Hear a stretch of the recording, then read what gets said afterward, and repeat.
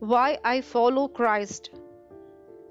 This is a brief and simple exhortation written by a man named John C. Hutchinson Jr. in 1981. To God be the glory.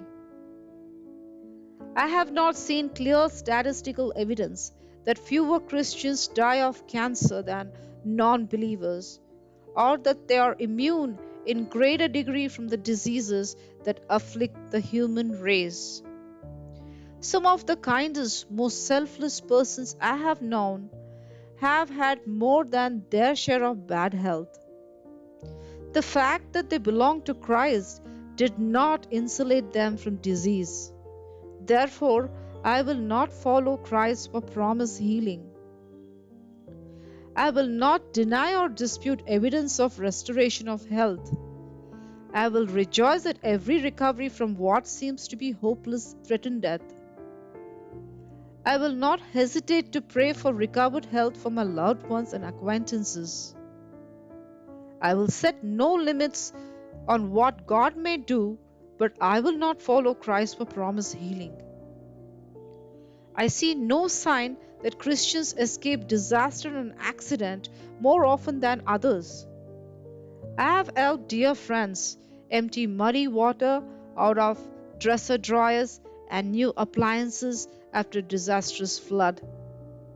I remember as a child taking clothes to a widow with 5 children whose house had burned to the ground. A bullet makes no detour around the body of a believer. Therefore, I will not follow Christ for any promised protection from disaster. I will not scoff at amazing survivals, nor deny that providence has and continues to work for the good of God's own.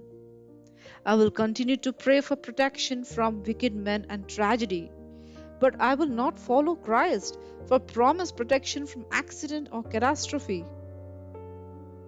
I do not observe that Christians are especially favored with prosperity. Like James, we have all seen that rich oppressing the poor, and justice is rarely perfect in this world.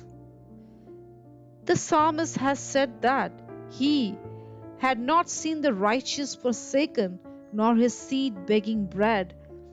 And in the deepest needs of this life, this is certainly true that all of us have known people of integrity who have not prospered.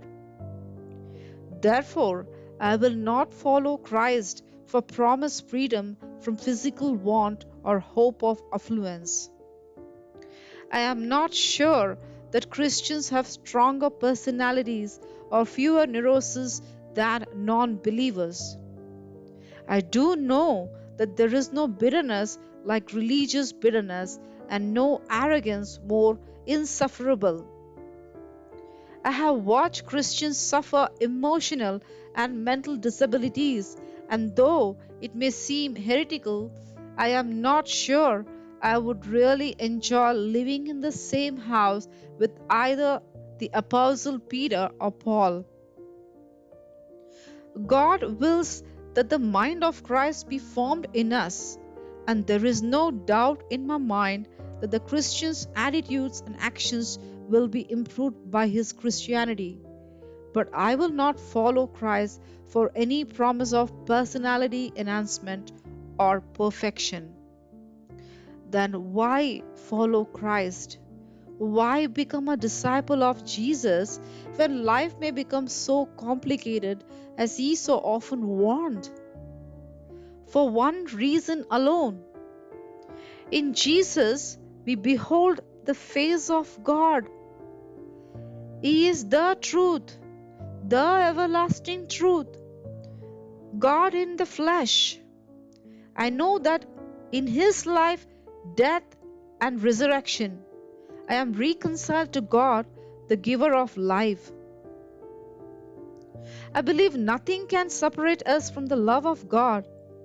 He has all power and goodness, and I trust Him and His promises.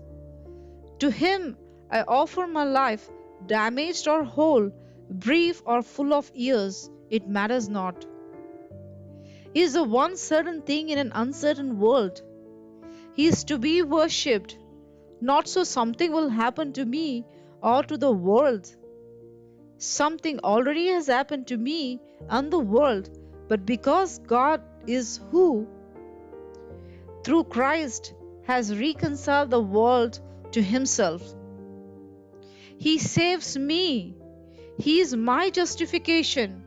He is the center that holds to worship the God of our salvation, to offer sacrifices of praise and thanksgiving. That alone is our vocation. We offer our lives to God not so as to be healthy, wealthy, or wise, not even so as to gain the strength to do great things for Him. We offer our lives to Him because He alone has claim upon us. God is not a means to an end. May the Lord Jesus Christ be with you. Thank you.